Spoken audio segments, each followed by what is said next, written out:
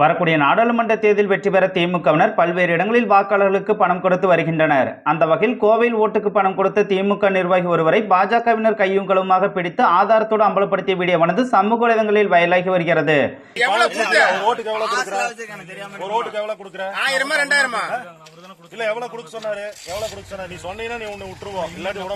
இதனை பதிவிட்டு எதிர்த்தவர்கள் திமுகவினருக்கு ஓட்டுக்கு பணம் கொடுப்பதை ஆதாரத்தோடு அம்பலப்படுத்திய பிறகும் தேர்தல் ஆணையம் எந்த ஒரு நடவடிக்கையும் எடுக்காமல் தூங்கிக் கொண்டிருப்பதாகவும், காரணம் திமுகவின் கைப்பாவையாக தேர்தல் ஆணையம் செயல்பட்டுக் கொண்டிருப்பதாக குற்றம் சாட்டி வருகின்றனர்.